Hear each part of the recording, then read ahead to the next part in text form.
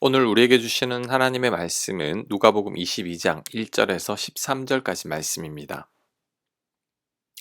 1절 유월절이라 하는 무교절이 다가오매 대제사장들과 서기관들이 예수를 무슨 방도로 죽일까 궁리하니 이는 그들이 백성을 두려워함이더라. 아멘. 지금 대제사장과 서기관들이 예수님을 무슨 방도로 죽일까 궁리하고 있습니다. 이 말은 죽을 만한 죄를 짓지도 않았는데 죽이려고 억지로 죄를 만들려고 하는 거죠.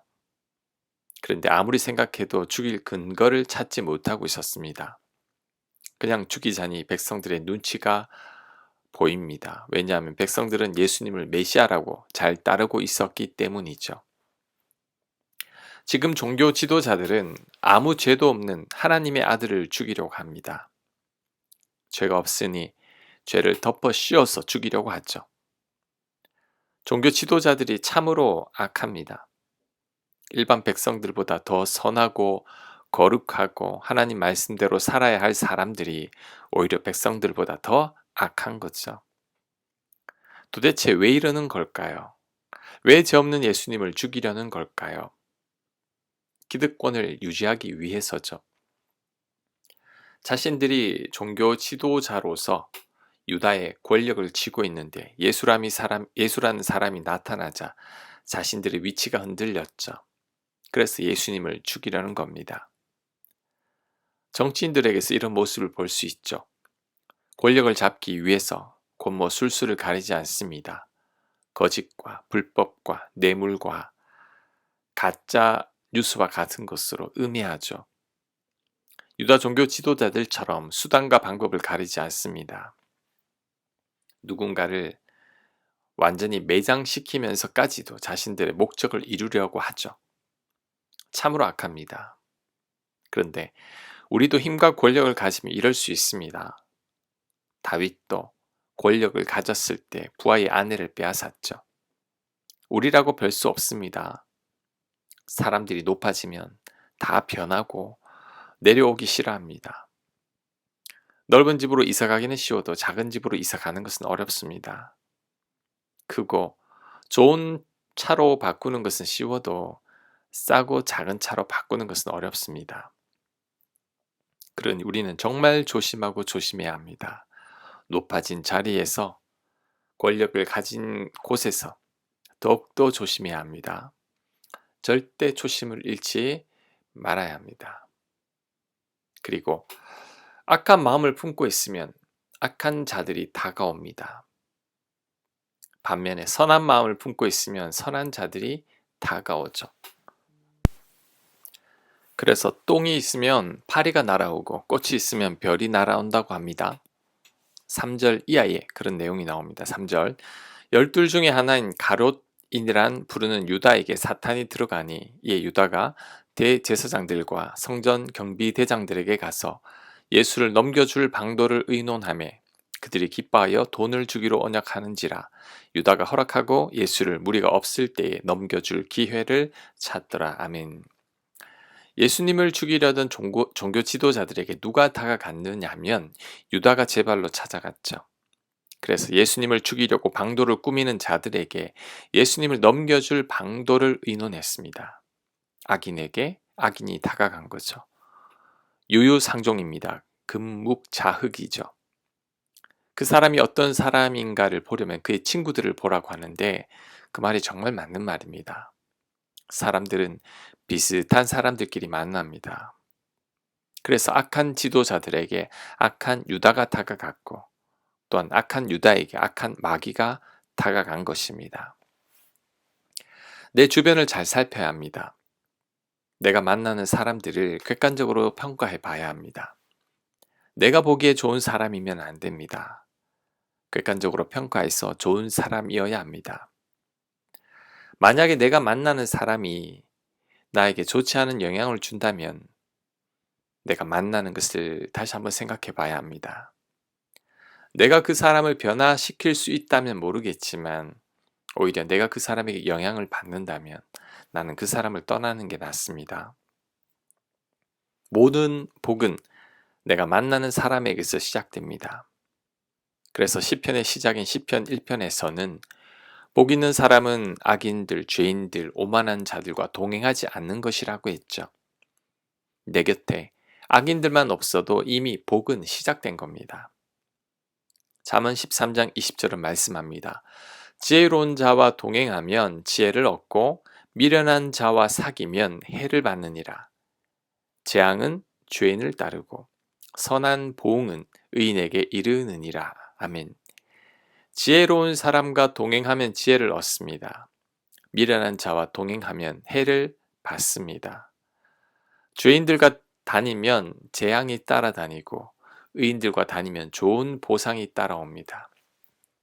그러니 내 곁에 좋은 사람들, 믿음의 사람들이 많아야 합니다. 그래야 내가 하나님 은혜 가운데 살게 되죠.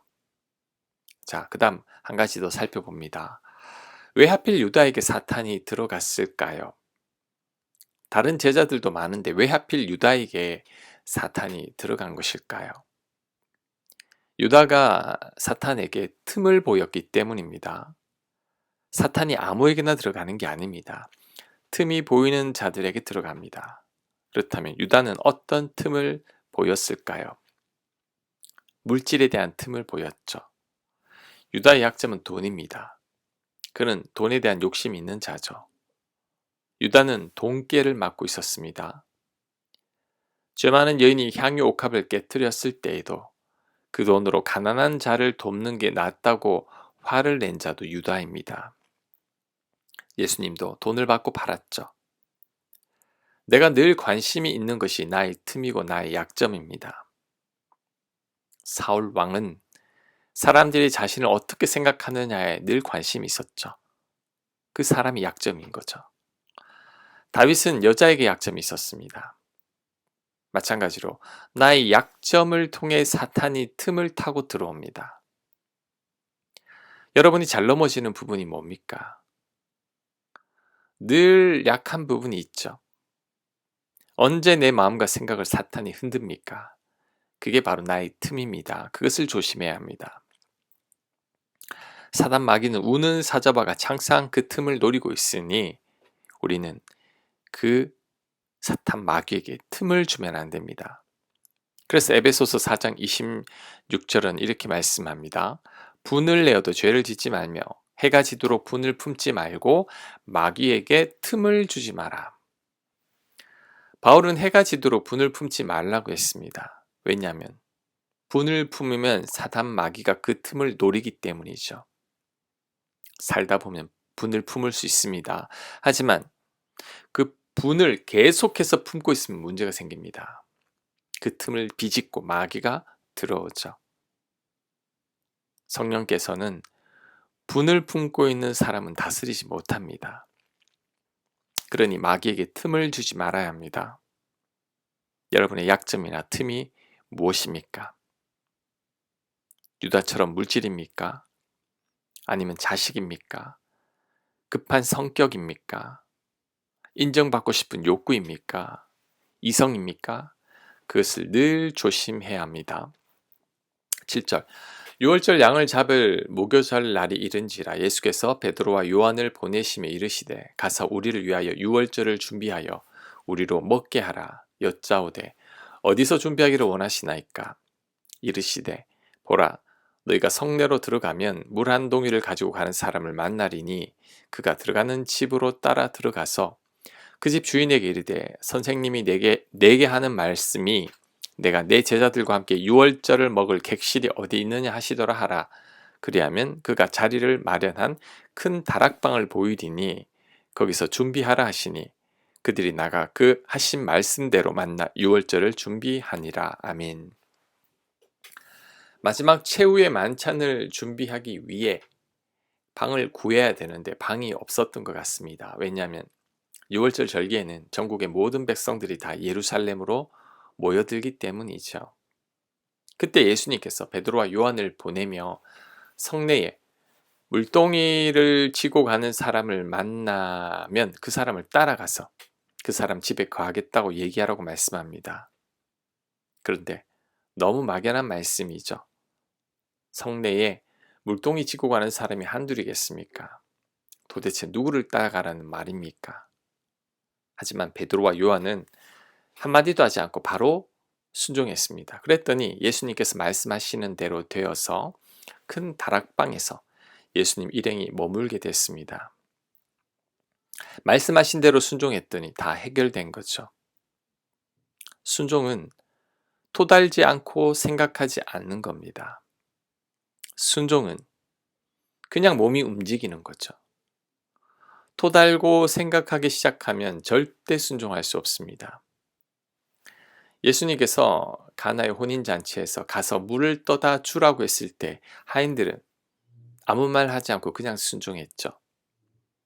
포도주가 없는데 어떻게 물을 갖다 주냐고 따지는 하인들이 없었습니다. 그랬더니 물이 포도주로 바뀌는 기적이 일어났습니다. 생각해 보고 행동하려는 자는 평생 하나님을 못 만납니다. 이것저것 따져보고 계산하고 순종하려는 자들도 하나님을 못 만납니다. 하나님은 먼저 행동으로 옮길 때 만납니다. 바로 순종할 때 하나님을 경험하게 됩니다. 예를 들면 용서하라는 말씀에 대부분의 사람들은 사랑하는 마음이 생기면 용서하겠다고 합니다. 하지만 그런 마음은 절대 안 생깁니다. 용서하기 힘든 사람에게 말씀에 순종하는 마음으로 먼저 손을 내밀 때 사랑하는 마음이 생깁니다. 먼저 그 나라와 이를 구하라는 말씀에 대부분의 사람들은 여유가 좀 생기면 하겠다고 합니다.